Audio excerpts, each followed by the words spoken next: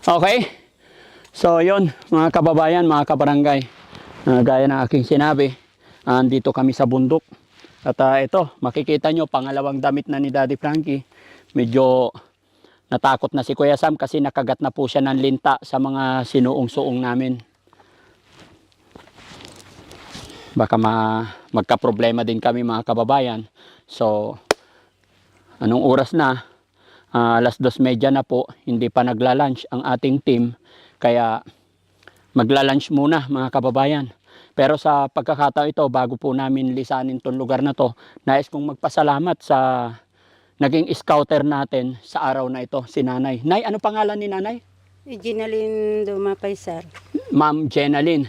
At saka si Ma'am naman. Alona Jane Aguarilla, sir. Ano kayo? Mag-ina? Hindi, sir. Magkabarangay nun. Magkabarangay lang. Salamat sa kabutihang loob ninyo. Kasi kung hindi po dahil sa inyo, hindi namin mararating yung mga kababayan natin, mga kapatid natin, Aita, na nasa liblib na lugar. No? So mga kababayan, ipagpaumanhin nyo po yung lugar na kinaroroonan namin kasi yung sasakyan namin nandoon. At ang bahay po nila is banda rito. Kaya dito pa lang magpapasalamat na ako sa kanila. At syempre, alam ko isa rin sila sa mga nangangailangan ng tulong. Pero si Nanay, ayon kay Nanay, mas liblib na lugar pa po yung kinaroroonan ng bahay nila. Kaya, Kapitan po. Idol! ay Kap!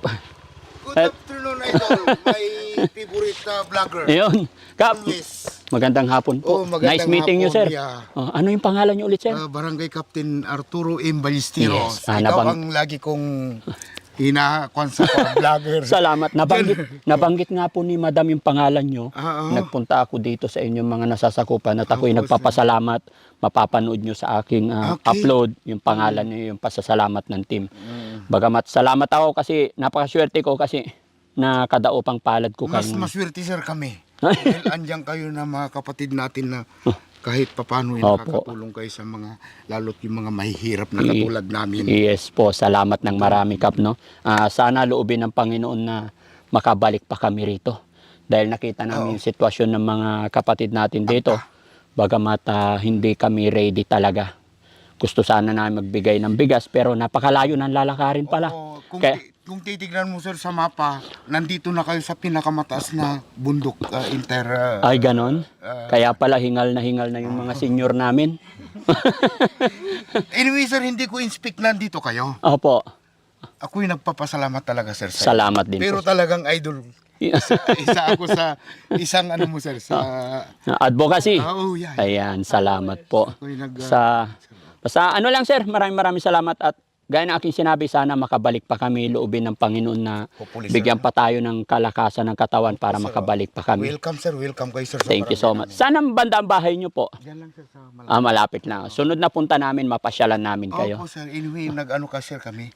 May meeting kami sa bukuan namin. Opo. Sa Presidential Award ng BCPC.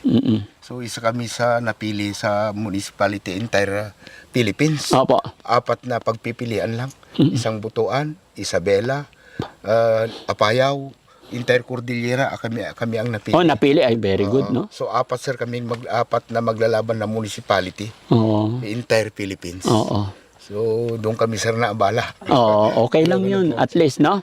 Basta sir, para sa constituent natin, ay gagawin lang natin ang lahat, no? Opo, sir. Opo. Okay, at saka ako'y nagpapasalamat din kay Nanay at kay Ate kasi sila yung naghatid sa akin. Actually, kung wala sila, hindi ko po mapupuntahan yung mga kapatid natin. May duty doon sa barangay. Hindi dapat nag-ano kayo sa... Oo, sana. Kaya lang hindi namin talagang nagtitingin-tingin lang kami at nakita namin sila yung unang napagtanungan namin. Okay, sir. At na-assist naman kami. Anyway, sir, kung aakyat tayo dito, Opo. nung araw, sir, ako, makita mo, sir, yung pinakamataas na bundok doon. Oo. Nagkaroon kami, sir, ng diyan sa area na yan, sir, doon sa mas mataas pa. Opo. Diyan ang ginawa namin, Agta Village, supposed to be. Ang problema, dumating yung bagyo na malakas, nag-crack yung mga lupa nila, sir. Yung mga dinadaanan. Hindi, yung talagang binahayan, sir, nila. So nagpa-advise sir ako sa DENR, hindi raw pwede sir na bahayan kasi very risky. Delikado, no? Delikado, sir. Oo. Kaya ang mga kapatid natin bumaba Bumaba. ulit sir sila kung saan alam sir ang ugali ng mga agta sir mag-ano sila sa isang buwan siguro mag-stay sila sa susunod. Iba Lilipat na, no? Agta ang tawag sa kanila. Oo, sir. Agta, oo. Mga kapatid natin. Agta. Oh, iba-iba ang tawag, bawat lugar iba-iba ang tawag kasi nga po sa Dait, Camarines Norte ang tawag sa kanila, Manide. Di ba? Manide. Dito Agda. Agta.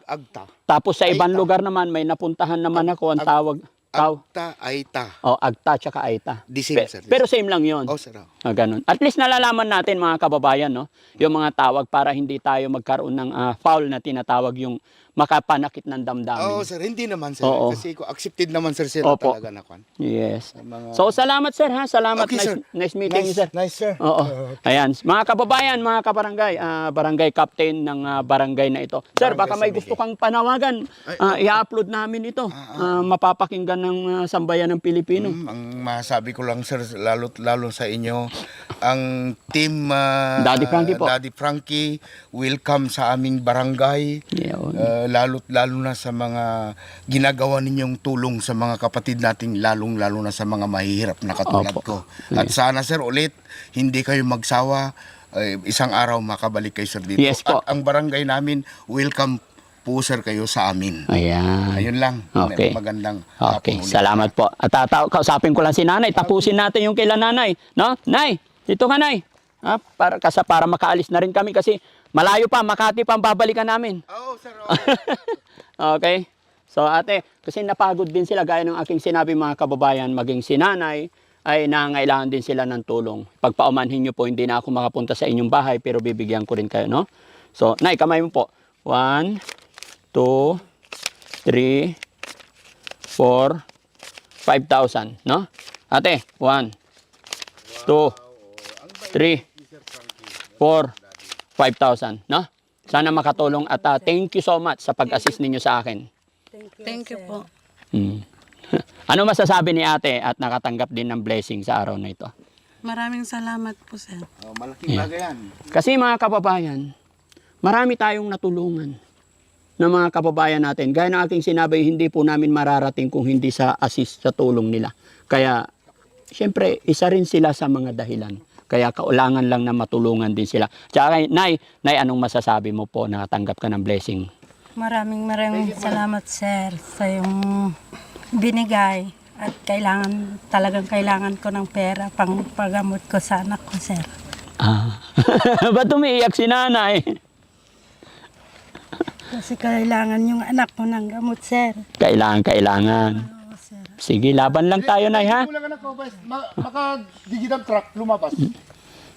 Laban lang, Nay, ha? Salamat. Sana magkita tayo ulit, no? Oo, sir. Once again, mga kababayan, mga kabarangay, maraming salamat po. At sa mga nakakapanood ng bidyong ito, mga kababayan, pag may mga nasasakupan or nakikita kayong lugar, kagaya ng aming napuntahan ngayon, at gusto nyo po or nais nyong mapuntahan ng Team Daddy Frankie, mag-message lang po kayo dyan sa baba, ibigay nyo lang yung complete address, baka sakali, kayo naman ang sunod na mapuntahan namin. At syempre mga kababayan, para mabilis naming ma-notify ang location ninyo, i-share nyo po ang upload videos na ito para sa ganun mabilis namin kayong mapuntahan.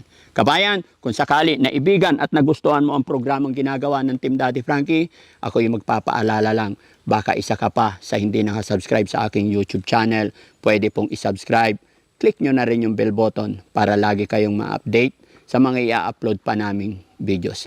Magandang buhay sa atin lahat mga kababayan, saan man po kayo naroroon, Luzon, Visayas, Mindanao, lalong-lalo na rin po sa mga kababayan natin na nasa ibang bansa. Mga kababayan nating OFW, hindi po magsasawa ang inyong lingkod na magpapasalamat sa inyo. Kayo po ang dahilan, isa po kayo sa mga dahilan para nagpapatuloy ang Team Daddy Frankie sa pag-aabot ng tulong sa ating mga kababayan higit na nangangailangan. Gaya ng aking sinabi, ako po ay kasangkapan lang ng ating Panginoon para mapaghatid ng tulong. At yung mga binibigay natin tulong mga kababayan is galing po yan sa revenue. Dahil po yan sa hindi nyo pag-escape ng ads at pag-share nyo ng mga videos natin. Nawa po, hindi kayo magsawa mga kababayan para tuloy-tuloy tayo. Maraming salamat. Magandang gabi po.